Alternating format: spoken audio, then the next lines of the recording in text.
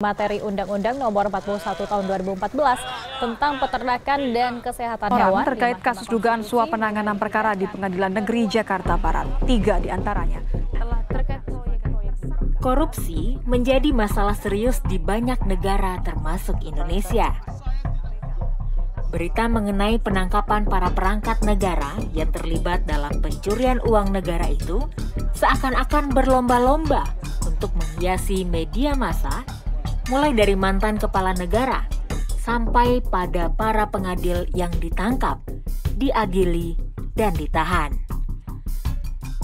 Namun Indonesia juga pernah mempunyai seorang tokoh yang dikenal karena kejujuran dan kesederhanaannya.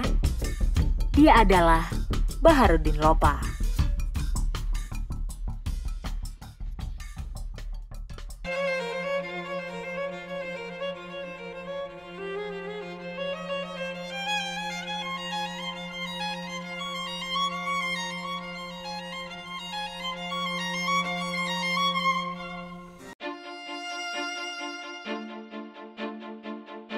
Baharudin Lopa lahir di Balanipa, Polewali Mandar pada 27 Agustus tahun 1935.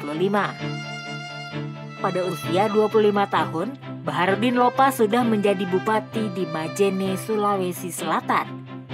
Ketika itu, dia berhasil menyelesaikan berbagai macam kasus hukum yang terjadi di Majene. Salah satunya adalah saat ia gigih menentang Andi Sele, Komandan Batalion 710 yang terkenal kaya karena melakukan penyelundupan.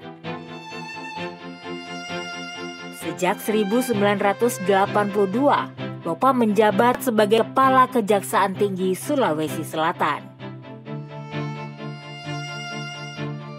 Begitu diangkat sebagai Kajati Sulawesi Selatan, Lopa membuat pengumuman di surat kabar. Ia meminta masyarakat atau siapapun tidak memberi sogokan kepada anak buahnya. Dengan keberaniannya, Lopa kemudian menyeret seorang pengusaha besar, Tony Gozal alias Go Tiongki, ke pengadilan dengan tuduhan memanipulasi dana reboisasi 2 miliar rupiah. Padahal sebelumnya, Tony dikenal sebagai orang yang kebal hukum karena hubungannya yang erat dengan petinggi di pusat. Namun bagi Lopa, tak seorang pun yang kebal hukum. Keberhasilannya itu membuat pola yang diterapkannya dijadikan model operasi oleh para jaksa di seluruh Indonesia. Ketika Lopa menjabat sebagai Jaksa Tinggi Makassar, dia berhasil meringkus koruptor kelas kakap, salah satu sahabat Soeharto, yakni Bob Hasan. Bob ialah seorang pengusaha bisnis kayu dan mantan Menteri Perindustrian. Lopa berhasil memasukkan Bob ke dalam LP Nusa Kambangan, meski saat itu Soeharto sedang memimpin.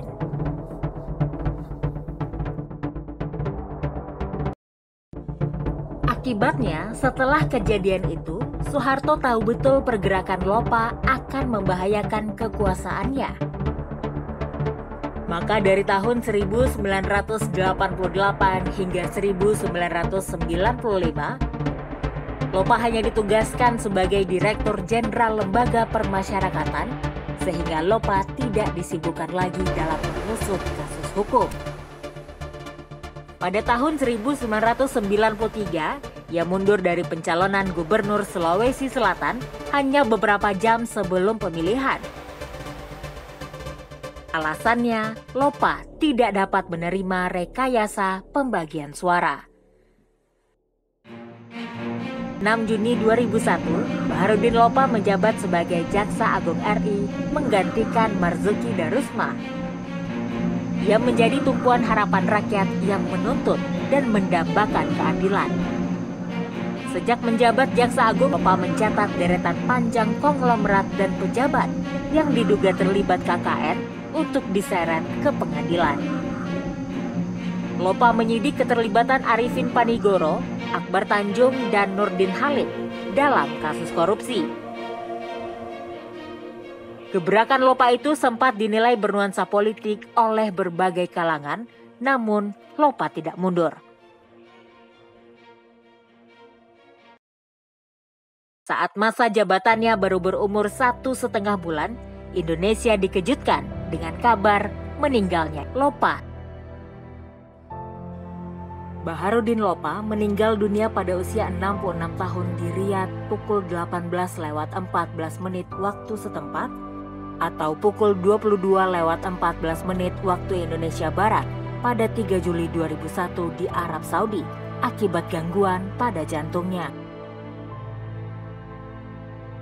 Lopa telah menetapkan standar yang tinggi bagi para jaksa dalam menegakkan keadilan.